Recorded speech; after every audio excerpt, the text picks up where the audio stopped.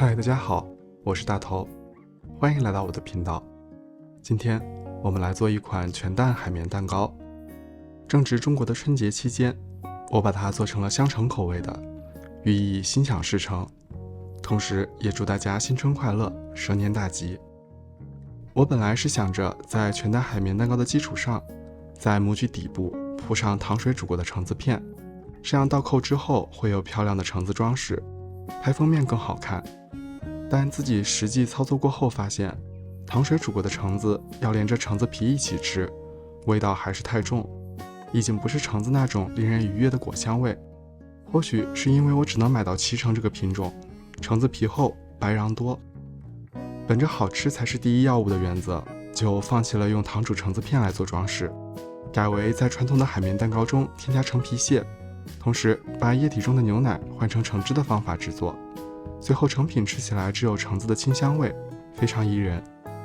视频中的食材用量、制作步骤和注意事项，我都会放在视频下方的简介和我的个人博客 PhD Cafe 中，方便大家参考。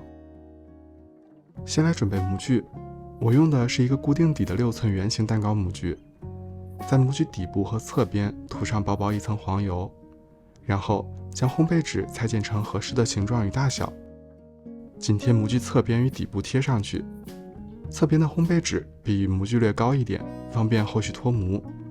如果你用的是活动底的模具，也可以不做这一步。烤箱预热160摄氏度或320华氏度。需要的材料有细砂糖90克、低筋面粉90克、鸡蛋3个，每个大约55到60克、橙汁35克、植物油25克，还有半个橙子的橙皮屑。今天的做法是全蛋打发，所以不用分蛋，直接把鸡蛋刻在一个大一点的容器内。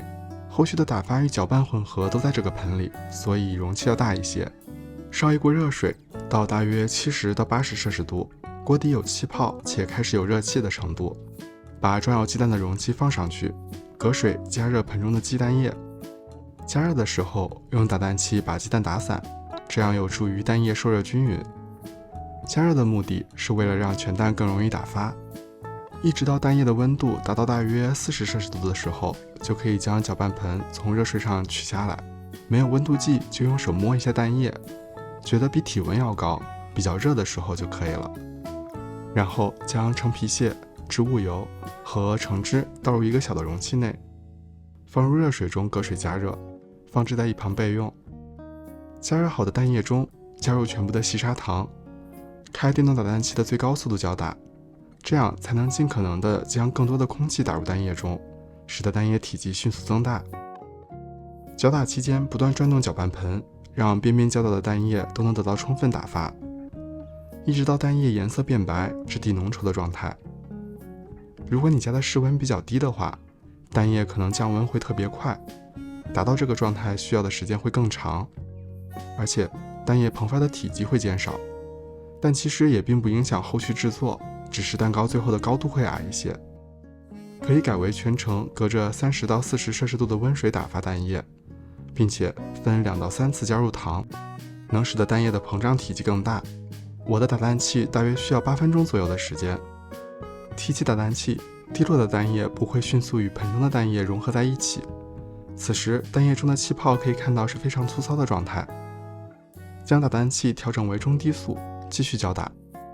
这么做会让蛋液中的大气泡破裂，留下均匀细密的小气泡，稳定性增加，在后续的操作过程中更不容易消泡，且制作出的蛋糕内部气孔更加均匀一致。这一步大约需要3到4分钟的时间。随着打蛋器低速整理，盆中的蛋糊也变得越来越细腻有光泽。搅打到提起打蛋器后，滴落的蛋糊能比较好的保持形状就可以了。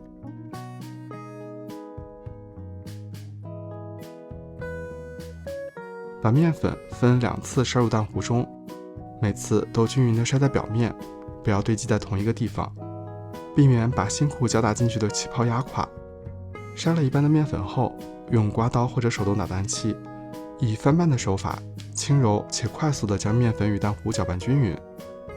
这里我比较推荐使用打蛋器做翻拌的操作，相比于刮刀，打蛋器搅拌的能力更强，能更快地把面粉拌进蛋糊里，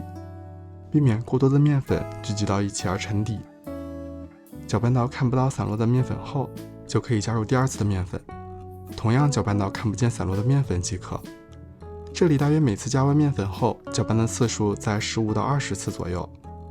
全蛋海绵蛋糕的混合顺序与戚风不同，主要原因还是干粉与液体材料的比例关系不一样。戚风蛋糕中液体含量多，因此可以先用蛋黄、乳化水和油后与面粉搅拌均匀，而海绵蛋糕的面粉含量很多，因此要先与蛋糊混合后再加入液体。